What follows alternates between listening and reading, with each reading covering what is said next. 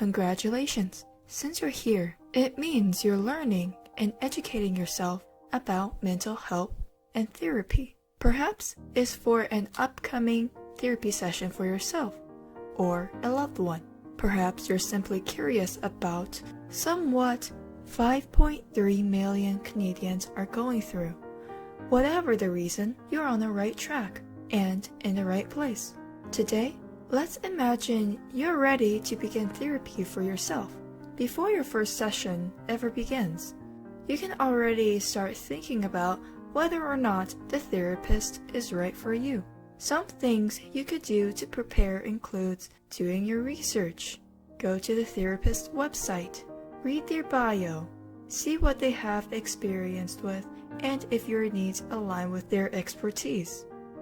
Set up a consultation if you're not sure if the therapist is right for you. However, remember to manage your expectations. The perfect therapist is not the ideal you should be chasing, but simply a good one. Now, let's imagine you have stepped foot inside the therapist's office and go through what is about to happen together. For the first session, some questions your therapist may ask are: why are you here seeking therapy? What were your previous experiences with therapy? Is there any relevant family history of mental health issues that you could tell them about? Has there been any significant trauma or dramatic change in your life? What goals do you hope to achieve with the help of therapy? You may not be able to answer all these questions, but please don't worry, everyone's story is different. Answer to the best of your abilities, and your therapist will take it from there.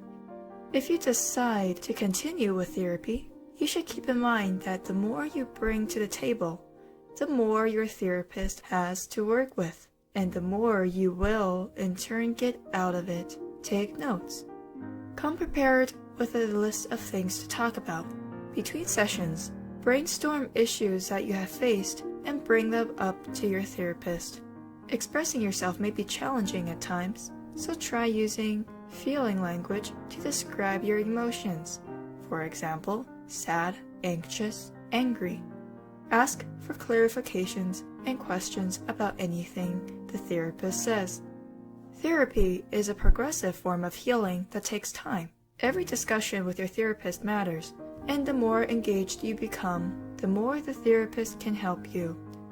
Finally, what should you do when you've gone to a few therapy sessions, tried your best to make it work, but your therapist doesn't seem to be helping?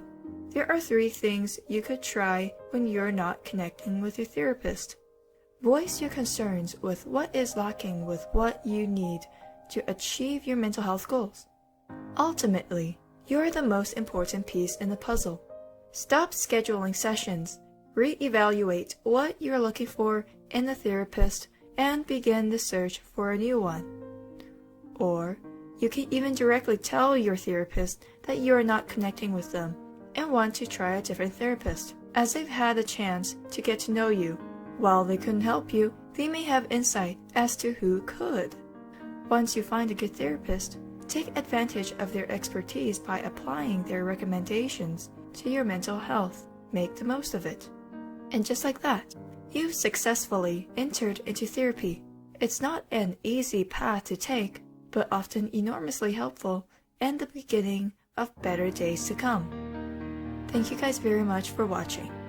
This video is brought to you by Free Your Mind Initiative, and this video is based on a blog written by Michelle Fan, and the script of this video is written by Chowdhury. The narration and animatics are by Cindy Lee.